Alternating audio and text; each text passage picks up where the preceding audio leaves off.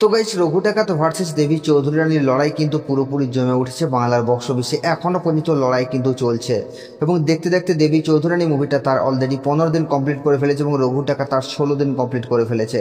তো আমরা জানি দেবী চৌধুরী রানীর সাথে কিন্তু লড়াই হওয়ার কথা ছিল না, কিন্তু এখন রক্তবীজ 2কে সাইডে রেখে দেবী চৌধুরী রানী কিন্তু রঘু ডাকাতের সাথে লড়াই করছে, যেখানে রঘু ডাকাত ভার্সেস রক্তবীজ 2 হওয়ার কথা ছিল। তো এখন প্রশ্ন হলো এটাই যে বোমবাদ্দার মুভি দেবী চৌধুরী রানী তার ডে 15তে সে কত টাকা বক্স অফিস কালেকশন করলো। তো গাইস, আপনাদেরকে আমি জানিয়ে দিই, দেবী চৌধুরী রানী মুভিটা তার ডে 15তে সে বক্স অফিস কালেকশন করছে প্রায় 11 লক্ষ টাকার মতো এবং টোটাল 15 দিনে মুভিটা বক্স অফিস কালেকশন করেছে 3,98,00,000 টাকা। এবং সেই জায়গায় দাঁড়িয়ে যদি আমরা দেবদার মুভি রঘু ডাকাতকে নিয়ে কথা বলি, তো ভাই রঘু ডাকাতের তো একটা আলাদাই ক্রেজ আছে, এই মুভিটাকে তো থামিয়ে রাখা যাচ্ছে না। দেবদার মুভি রঘু ডাকাত তার অলরেডি 16 দিনে এসে একটা মারাত্মক লেভেলের বক্স অফিস কালেকশন করেছে এবং সাউথ ইন্ডিয়ান বলিউড মুভিকে কিন্তু সাইডে রেখে দিয়েছে এখনো পর্যন্ত বাংলার বক্স অফিসে।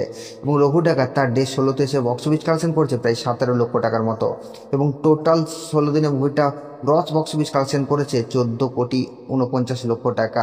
তো গাইস, এই দুটো মুভির বক্স অফিস কালেকশন নিয়ে আপনাদের কি মতামত আপনারা নিচের কমেন্টে অবশ্যই জানাবেন।